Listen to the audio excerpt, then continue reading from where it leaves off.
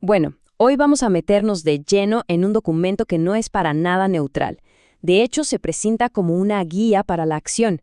Vamos a desglosar el llamado Catecismo de Resistencia Sindical, que es básicamente una respuesta directa a la propuesta de reforma laboral en Argentina. Y miren, el propio documento lo deja clarísimo desde el vamos. No es un tratado académico, es un instrumento de resistencia. ¿Qué significa esto? Bueno, que no estamos ante un texto para debatir en un aula, para nada. Es, en esencia, un manual para la militancia, pensado para defender una postura en un conflicto que se considera muy, pero muy real. Entonces, ¿cuál es el punto de partida de este documento? Bueno, según esta fuente, los cambios que se proponen no son algo aislado, no son una casualidad. Se los ve como parte de una estrategia mucho más grande, con dos objetivos que se consideran muy claros. Por un lado, fragmentar la negociación colectiva, y por otro, precarizar las condiciones de trabajo.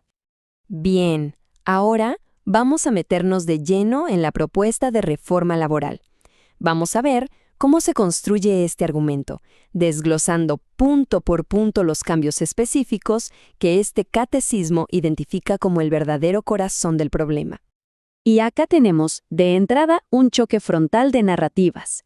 Por un lado está el discurso oficial que habla de modernización, pero desde la perspectiva de esta fuente la palabra que se usa es otra: desarme institucional. Es decir, se argumenta que lo que se busca es en realidad un debilitamiento intencional y planificado de todas las protecciones que tienen los trabajadores. A ver, ¿cuáles son esos cambios clave que el documento ve como un retroceso? Bueno, se habla de ponerle límites a la negociación colectiva, de debilitar la estabilidad de los delegados sindicales, o sea, que sea más fácil sacarlos, también de fragmentar los convenios, reducir la protección contra el despido, y ojo con este punto, la restricción de la ultraactividad. ¿Qué es esto? Es un principio clave que dice que un convenio colectivo sigue vigente hasta que se negocie y firme uno nuevo. Limitar esto, según el texto, es dejar un vacío muy peligroso. Cada uno de estos puntos es visto como un paso atrás. Entonces, ¿a quién le pega todo esto? El documento lo divide en dos grandes áreas de impacto, mitad y mitad. Por un lado, se ataca directamente a la organización colectiva, o sea, a los sindicatos, y por el otro, se apunta a los derechos individuales de cada trabajador. Es como un doble frente de batalla, según esta visión. Profundicemos un poco. ¿Cómo se verían afectados los sindicatos? La fuente afirma que la reforma busca varias cosas. Primero, fragmentar los grandes convenios para debilitar la fuerza colectiva. Segundo, suspender las homologaciones, que es básicamente la aprobación oficial que necesita un nuevo acuerdo para ser válido. Y tercero, limitar la representación de los trabajadores que son eventuales o temporales.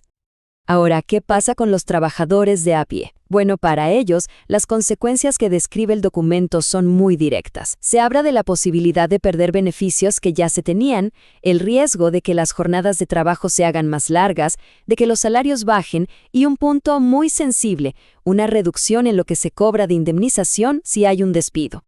Bueno, hasta acá el diagnóstico de lo que se considera un ataque. Pero el documento no se queda solo en la queja.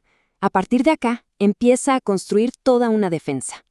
Y lo interesante es que se argumenta que esta defensa no se basa en opiniones políticas, sino en la propia ley, tanto en la de Argentina como en la internacional. Y en el centro, en el corazón de toda esta argumentación legal, hay un número y una palabra: 14 bis. El famoso artículo 14 bis de la Constitución Nacional. Este es presentado como el gran escudo protector de los derechos laborales en el país. ¿Y qué es lo que protege exactamente este artículo? Bueno, se sostiene sobre tres pilares que son fundamentales para este argumento. Primero, la libertad sindical, o sea, el derecho a organizarse. Segundo, la estabilidad de los representantes gremiales, para que no puedan ser despedidos fácilmente. Y tercero, el derecho a la negociación colectiva. Pero la cosa no termina ahí. El argumento se hace más fuerte al sumar otros artículos para crear lo que en derecho se llama un bloque de constitucionalidad. ¿Qué quiere decir esto? Que se usa el artículo 28, que básicamente prohíbe que una ley nueva altere los derechos ya garantizados, y también el artículo 75, que es clave porque le da el mismo peso que a la Constitución a ciertos tratados internacionales de derechos humanos. Y acá es donde entra a jugar el nivel internacional. La fuente se apoya mucho en los convenios de la OIT, la Organización Internacional del Trabajo que Argentina firmó y ratificó.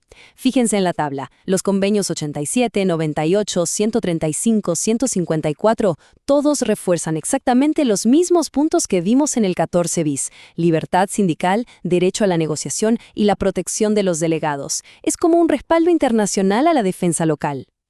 Y acá aparece otro concepto legal clave en todo este debate: el principio de progresividad. La idea en el fondo es bastante simple pero muy potente. Dice que en materia de derechos sociales, la única dirección posible es hacia adelante, para mejorar, nunca para atrás. Por lo tanto, se argumenta que cualquier ley que signifique un retroceso, que quite derechos ya ganados, sería por definición inconstitucional. Sumamos un principio más a la caja de herramientas legal: el de primacía de la realidad. ¿Qué significa? Que no importa cómo se llame el contrato, si en la práctica hay una relación de trabajo, la ley debe tratarla como tal. Los hechos le ganan al papel. Según el texto, esta es una herramienta fundamental para combatir el fraude laboral. Y la defensa no solo se basa en artículos y principios, sino también en fallos concretos de la Corte Suprema de Justicia. Se citan casos muy conocidos en el mundo del derecho laboral, como Aquino o Bisotti. ¿Qué dijeron estos fallos? Básicamente, que las indemnizaciones por despido tienen que ser completas, integrales, y que ponerles topes que las dejen en casi nada es inconstitucional. Son precedentes judiciales que, según el documento, chocan de frente con lo que propone la nueva reforma. Y así, después de desglosar la propuesta y de construir toda esta defensa legal, el documento llega a su parte final. Y no es un simple resumen, para nada. Es un llamado a la acción que gira en torno a una idea central: la dignidad. Esta frase es muy fuerte y resume todo el argumento. La reforma laboral no es un ajuste técnico, es un intento de desarmar la liturgia constitucional del trabajo.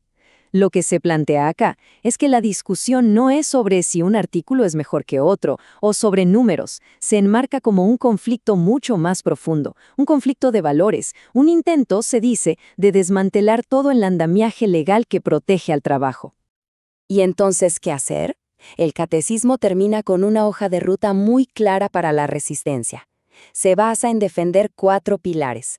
Primero, el artículo 14 bis. Segundo, la ley de asociaciones sindicales. Tercero, todo el bloque federal de constitucionalidad que vimos antes. Y, como paraguas de todo, el cuarto pilar, la defensa de la dignidad del trabajo. Al final, el propósito del documento es muy explícito. No se esconde. Se busca tomar todos estos argumentos legales y transformarlos en una herramienta práctica, en munición, por así decirlo, para la resistencia tanto política como sindical. Y para cerrar, nos queda una pregunta flotando en el aire, que es la que plantea en el fondo todo este documento. ¿En qué momento una reforma laboral deja de ser un simple ajuste técnico o una política económica y se convierte en una cuestión constitucional? Es decir, ¿cuándo los cambios tocan tan profundo el sistema de derechos que ponen en jaque los mismos fundamentos de la Constitución de un país? Una pregunta sin duda para seguir pensando.